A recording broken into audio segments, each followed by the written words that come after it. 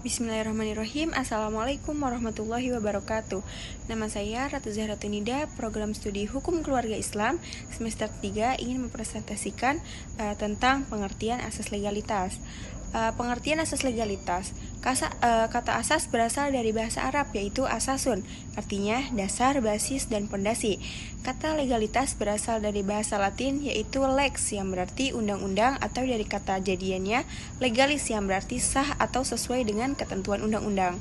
Yang dimaksud dengan asas legalitas adalah asas yang menyatakan bahwa tidak ada pelanggaran dan tidak ada hukuman sebelum ada undang-undang yang mengaturnya.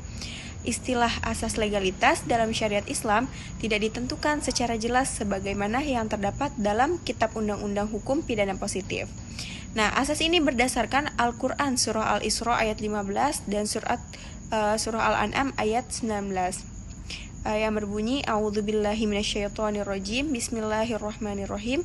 Man ihtada fa innama yahtadi li nafsihi wa man dhalla fa innama yadillu 'alaiha wa la taziru waziratun wizra ukhra wa ma kunna mu'adzibina hatta nab'atsa rasula. Yang artinya, barang siapa berbuat sesuai dengan petunjuk Allah, maka sesungguhnya itu untuk keselamatan dirinya sendiri, dan barang siapa yang tersesat maka sesungguhnya kerugian itu bagi dirinya sendiri. Nah, dan seseorang yang berdosa tidak dapat memikul dosa orang lain, tetapi kami tidak akan menyiksa sebelum kami mengutus seorang rasul.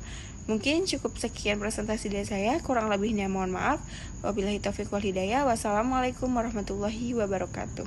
Kesempatan kali ini saya akan mempresentasikan makalah dari kelompok kami. Saya akan menyampaikan dasar jarimah dari Al-Quran dan Hadis. Langsung saja. Jarimah dari Al-Quran dan Hadis dasarnya salah satunya dari surat Al-Maidah ayat 49 ya, yang artinya, dan hendaklah kamu memutuskan perkara di antara mereka menurut apa yang diturunkan oleh Allah, dan janganlah kamu mengikuti hawa nafsu mereka ya.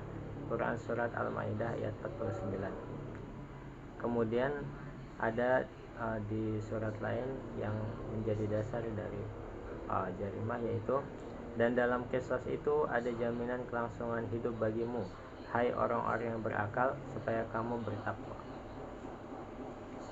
Kemudian dasar jarimah dari hadis, ada hadis yang diriwayatkan oleh Bukhari dan Muslim, bahwasanya Nabi SAW bersabda, tidaklah seseorang bersumpah dusta dengan tujuan merampas harta orang lain, dan dia bertindak zalim dengan sumpahnya itu, kecuali ia akan bertemu dengan Allah, dan Allah dalam keadaan murka terhadapnya.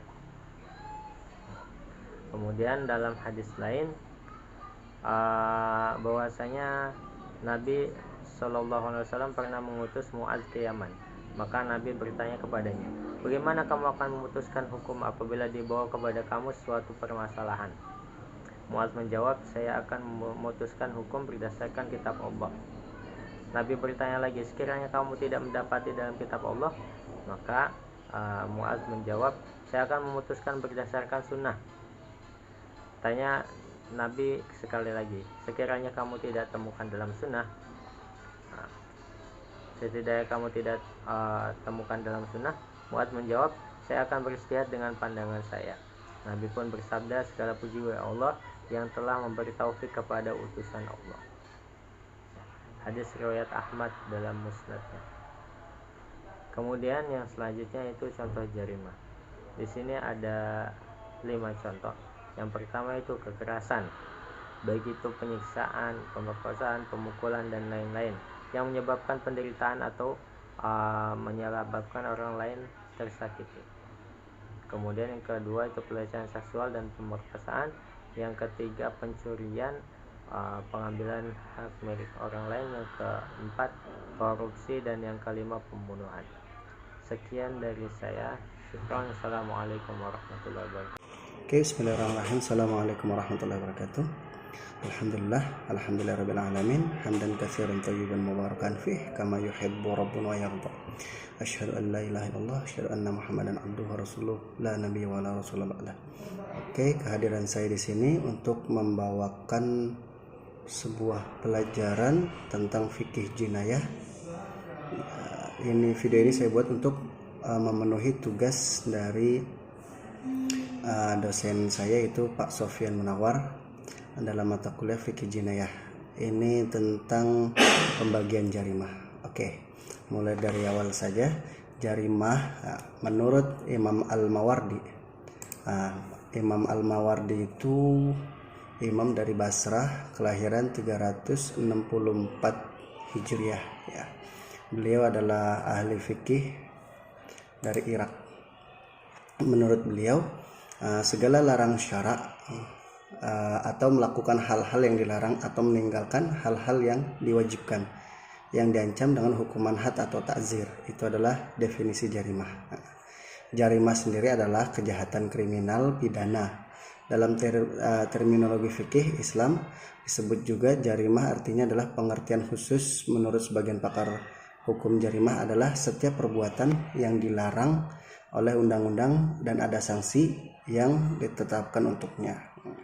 Dari definisi itu kita bisa tahu bahwa dasarnya pengertian jinayah atau jarimah itu perbuatan yang bertentangan dengan ketentuan syarak, baik itu yang diwajibkan atau yang dilarang. Oke, macam-macam jarimah itu ada 3 ya. Pertama, jarimah hudud. Jarimah hudud sendiri artinya adalah had. Hudud sendiri dari kalimat had atau batas. Hudud itu adalah jamaknya, jadi batas-batas. Jarimah yang hukumnya langsung ditetapkan oleh Al-Quran. Jadi jarimah hudud ini jarimah yang hukumnya langsung ditetapkan oleh Al-Quran. Contohnya adalah membunuh, berzina, qadzaf itu menuduh orang untuk berzina. Itu termasuk jarimah hudud yang sudah ditetapkan oleh Al-Quran. Yang kedua adalah jarimah qisas atau diyat. Qisas atau diyat, keduanya adalah hukum yang sudah ditentukan syarak dan merupakan hak individu. Jarimah qisas dan diyat. Jadi bedanya jarimah hudud sama jarimah qisas atau diyat itu keduanya jarimah qisas atau diyat itu merupakan individu atau